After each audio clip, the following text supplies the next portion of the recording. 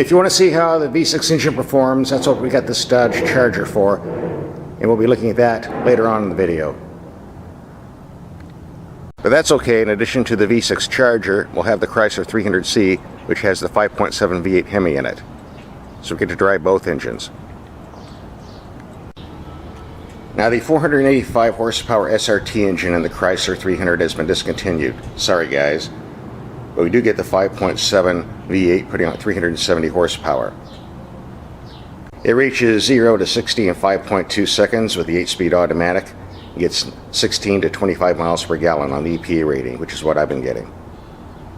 This and the V6 are the only two engines offered in the Chrysler 300 at this time.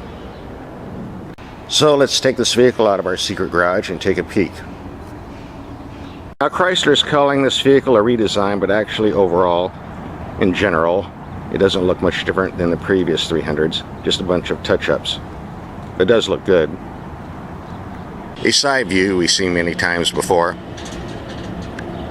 And the view from behind. Gone are the old-fashioned round headlights, replaced with these. We'll be testing these in a night drive later on. Now there was a minor beef I had right from the start. I mean, Chrysler charges $3,000 extra for this Hemi engine, which is fine. It's well worth it. The problem is, there's nothing on the outside to show that you paid for the V8. On the Dodge, you get an RT emblem or an engine displacement emblem. Here we got nothing, except a 300C emblem back here. But hey, it could just as well be a V6. If I'm paying $3 grand for an engine, I want people to know. But on this car, the only way to know is to look at the dual exhaust on the rear, and hey, who's going to notice that? A lot of people do buy these for status, you know, so they should have at least something on here to show you paid extra for the V8, but that's just my opinion. This Chrysler emblem, the winged bird without a head. Now, where have we seen that before?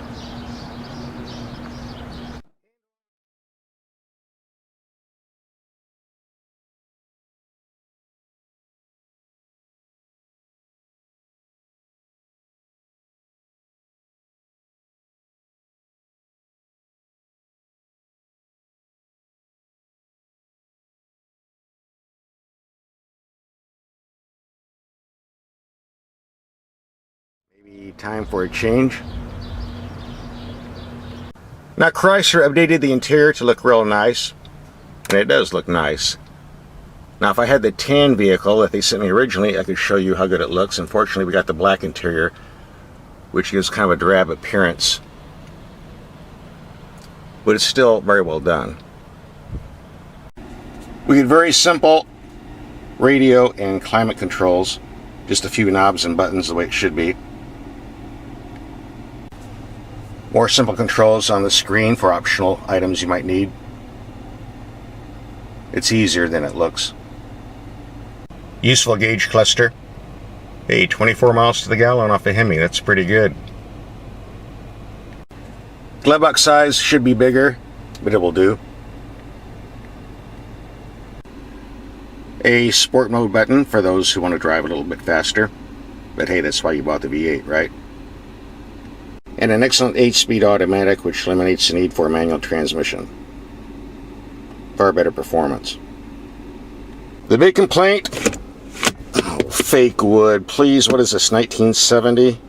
Next we'll see opera windows and a vinyl roof. Can we please do away with the fake wood?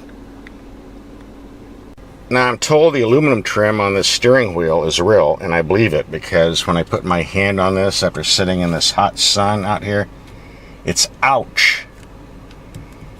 Somebody designed this that doesn't live in the hot weather, apparently. Now the Chrysler 300 comes with a nice rear camera, so you don't back into poles.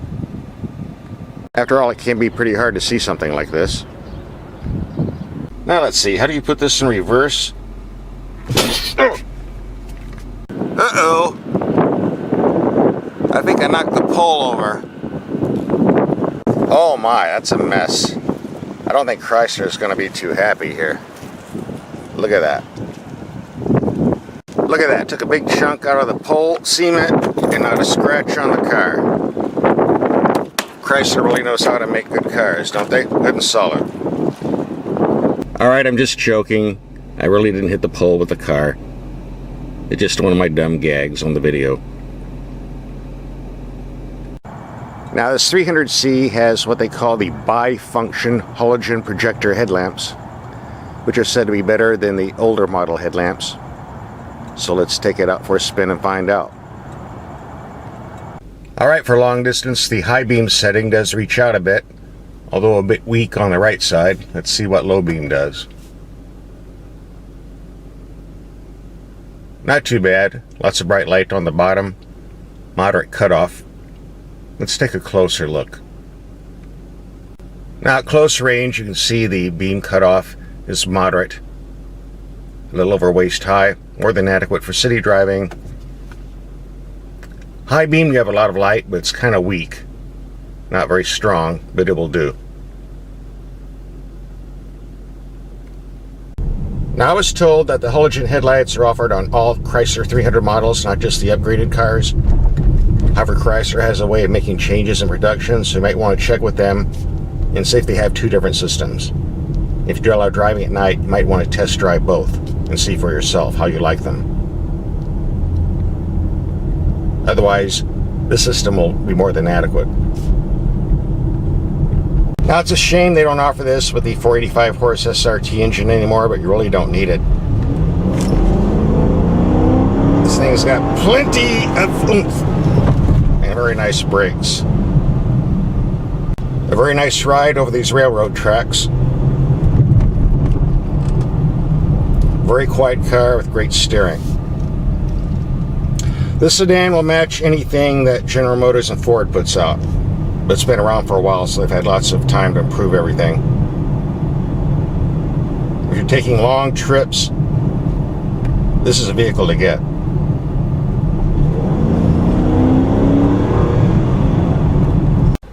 Now this was the upgraded Platinum Edition, so started at $42,395, and with the $3,000 V8 and shipping, we got $46,390. But you don't have to pay that much to get into the 300. It's only a couple thousand more over the Dodge Charger, which means you can get the V6 version for just under $30,000. I had one of those as well and was very happy with it. The V6 had plenty of power, got 28 to 29 miles per gallon on the freeway, and actually that'd probably be my choice because I can't afford this Platinum. I know there are some consumers out there who just don't like Chrysler products in general, but even if you're one of these, you ought to take a second look at this because it's been proven over a long period of time and they've updated this quite well. Definitely a nice American type sedan that's worth looking at. And if having a Chrysler is a bit too fancy for you, you can replace this Chrysler emblem with the Dodge emblem, because we're going to switch over to the Dodge Charger now, which is basically the same car but a bit less money. Now we'll get back to the 2015 Dodge Charger. Now the engines available in the Dodge Charger are the same as the Dodge Challenger or Chrysler 300. Top of the line is the 6.2 liter 707 horsepower Hellcat. If you're able to afford that vehicle, you're probably going to watch this video. Down the line we have a 6.4 liter SRT at 485 horsepower, 15 to 25 miles per gallon. A 5.7 Hemi, 370 horsepower, 16 to 25 miles per gallon. And then we have the base engine, as we see here, the 3.6 liter. Now don't confuse this 3.6 liter V6 with the older V6 that was in the Charger during the 2006-2010 model years. That was a 3.5 V6 putting out 250 horsepower. It was a horrible engine, had no power, only got 1 mile per gallon better in gas mileage over the V8. It is long, long gone. This one here puts out 292 to 300 horsepower depending on the exhaust package, and it's rated 19 to 31 miles per gallon. And I can tell you I've used this engine in other vehicles, and at 65 mile per hour cruising I did reach the 30 mile per gallon mark. So it is a realistic figure. The 5-speed automatic is gone, replaced with an excellent 8-speed automatic with manual shift override. A manual transmission may be offered on some models, but you need to get with the dealer on that to get the updates. Now this car's design is based on an older Mercedes-Benz platform because Mercedes used to own Chrysler, and that's what they used to make this car. So it is a bit dated and heavy at over 2 tons, but if you think that's going to slow down this V6, it's certainly not. This thing has lots of grunt. In daily driving, you would think it's a V8.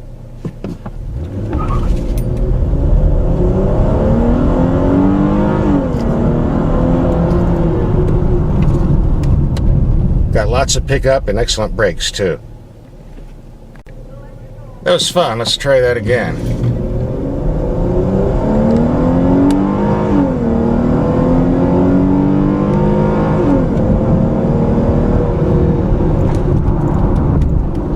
Steering's got good feel, and the base suspension is very comfortable. Of course, if you load it up with bigger tires and wheels and the RT package on the V8s, it gets a bit stiffer, but I can live with it.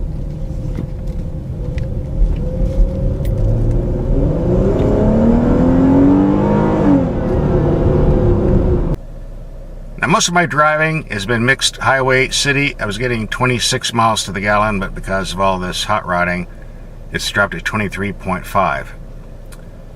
But compare that to the V8 that runs around 19 to 21 in mixed driving, I'd say that's a big improvement.